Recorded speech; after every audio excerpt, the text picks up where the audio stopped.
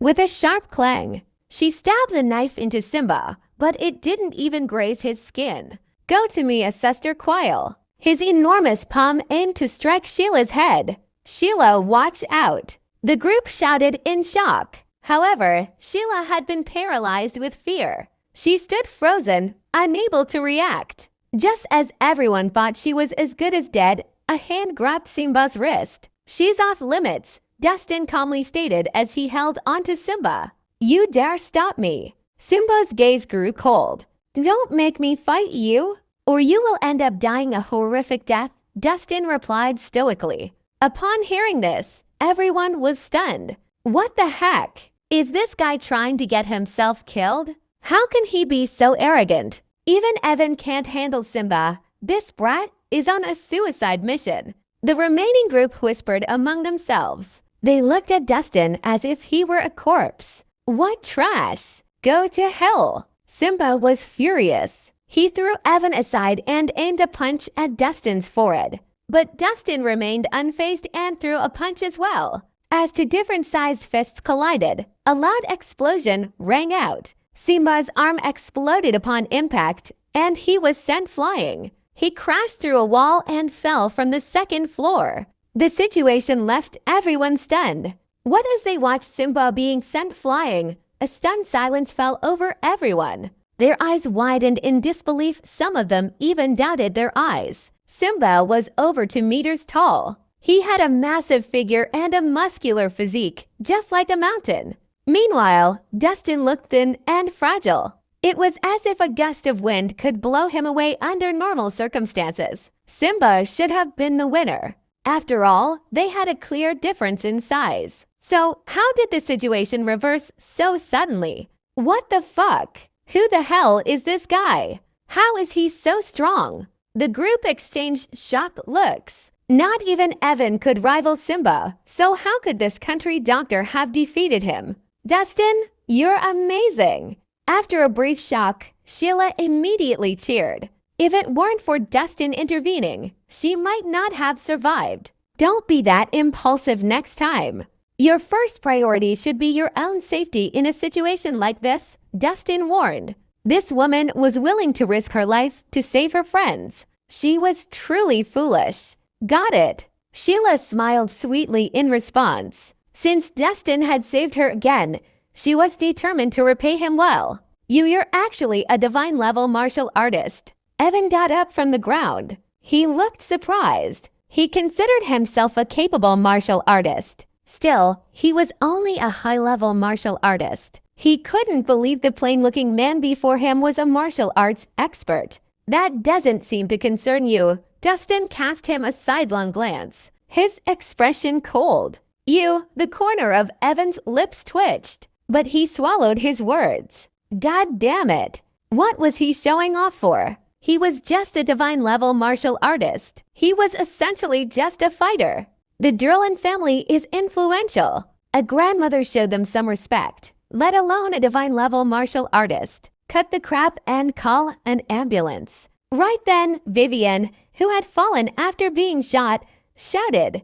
Although the bullet had pierced her chest, she was lucky it missed her heart. She wouldn't die immediately. Hang in there, Vivian. I'll call for help right now. Sheila returned to her senses and dialed for a side from Vivian. 2 others had also fallen victim to stray bullets. Let me attend to them.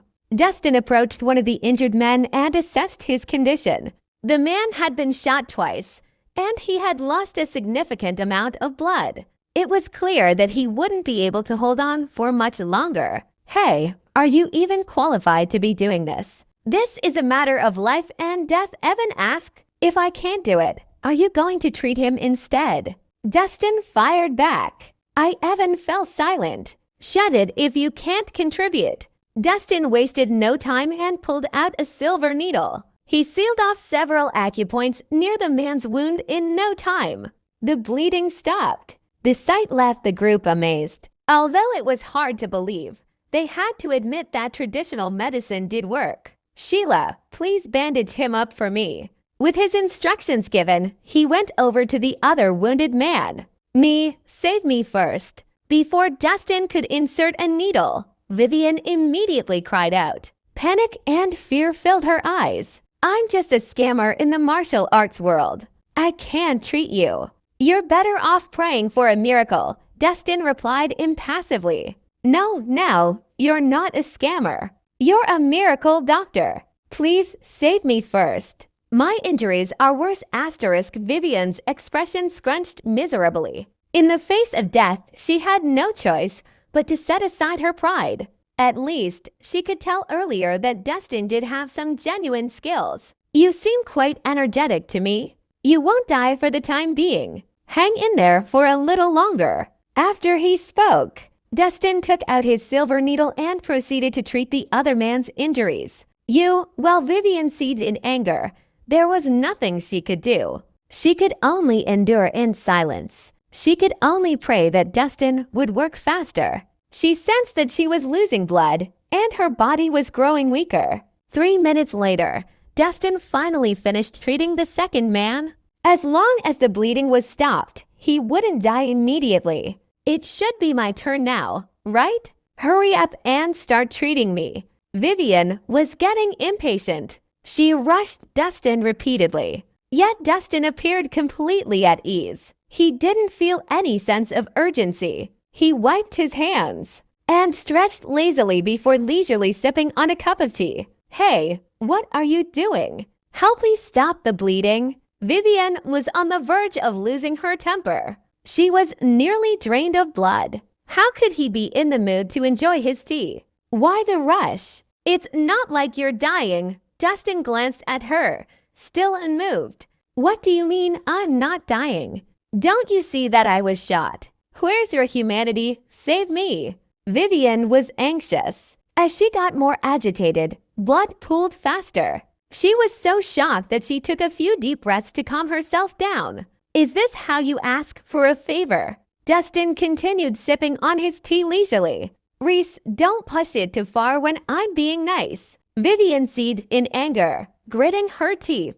She was the heiress of the Willow family. She was always placed on a pedestal wherever she went. How dare a mere country doctor show off in front of her? It was a terrible offense. Since you're not sincere, forget about it. Bye. Destin couldn't bother with her any longer. After finishing his tea in one gulp, he stood up and left. Wait. Miracle Doctor Reese. I was wrong. I chose the wrong words and have offended you. Please, doctor, save me.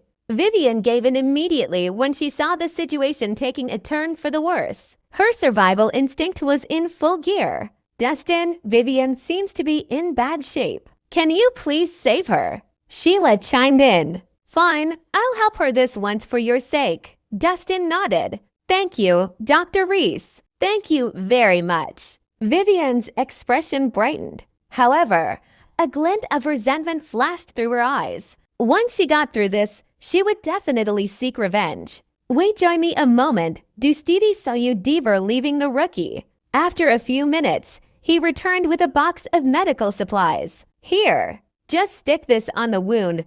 Destin tossed the medical supplies to Vivian's feet. What is this? Curiously, Vivian opened up the box and was immediately dumbfounded. Destin had tossed her a box of Band-Aids. Dr. Reese, is this a joke? Vivian widened her eyes in disbelief. I have a gunshot wound. What the hell can this do? What do you mean? J&J Band-Aids can stop bleeding, disinfect, and even provide pain relief. There is nothing better than that to help with your injuries, Destin said seriously. Vivian was speechless. Her eyes twitched uncontrollably and her body trembled. Seriously, who the hell would treat a gunshot wound with a Band-Aid? Could he please show some respect? Sheila, she can't seem to move freely. Why don't you help her? Don't forget to stick it both on the front and the back. As for whether she can survive, that would depend on her luck. I have other things to attend to, so I'll take my leave now. With that, Destin left without looking back. As soon as he walked out the doors, he heard a shrill scream. Reese, you're my enemy from now on.